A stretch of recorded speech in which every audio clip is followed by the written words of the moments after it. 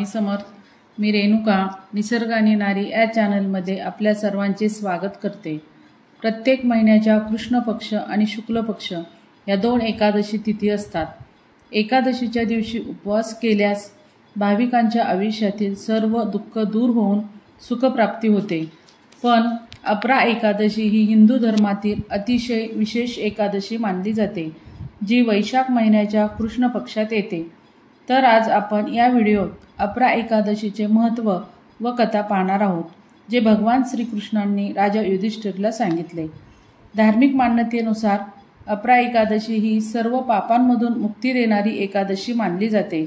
अपरा या शब्दाचा अर्थ अमर्यादित, म्हणजेच अपरा एकादशीच्या दिवशी उपवास करणाऱ्यांना अमर्याद सुख आणि संपत्ती मिळते, म्हणूनच या तिथीला अपरा एकादशी असे म्हणतात। अपरा एकादशी म्हणजे या दिवशी उपवास करणाऱ्या भाविकांना अमर्याद लाभ देणारी एकादशी। भगवान श्रीकृष्णांनी राजा युधिष्ठिरला सांगितले की अपरा एकादशी पुण्यप्रदाता आणि महान दुष्कर्माचा नाश करणारी आहे आणि याचे व्रत महात्म्य असणारी कथा सांगितली। प्राचीन काळी एक ब्राह्मण धर्मभ्रष्ट होऊन वागत होता, त्यामुळे प्रायश्चित्त म्हणून समाजाने त्याला बहिष्कृत केले। परिणामी तो जंगलात जाऊन राहू लागला। कालांतराने तेथे तो आजारी पडला।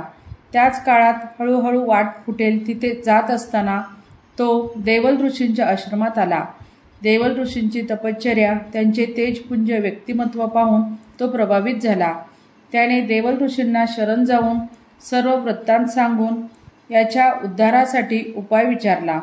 त्यावेळी देवल ऋषींनी ब्राह्मणाला अपरा एकादशीचे व्रत करण्यास सांगितले। त्याप्रमाणे ब्राह्मणाने ते व्रत केले।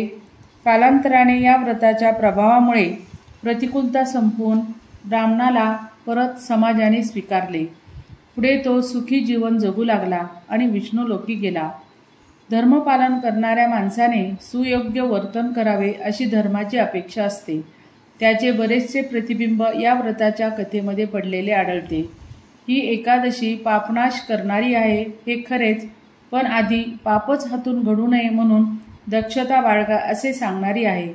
प्रत्येकाने आपल्या अनुकूलतेचा लाभ इतरांना करून द्यावे असे सांगण्यासाठी आहे।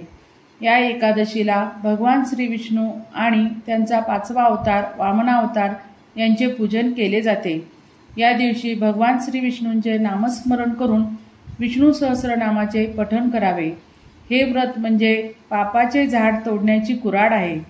जसे पापाचे इंधन जाळण्यासाठी अग्नी, पापाचा अंधार घालवण्यासाठी सूर्य, तसे मनुष्याचे पाप घालवण्यासाठी हे व्रत पाळले पाहिजे।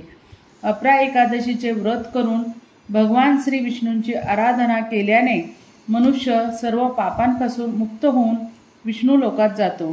अशा प्रकारे अपरा एकादशीची कथा वाचल्याने किंवा ऐकल्याने मनुष्य सर्व पापांपासून मुक्त होतो।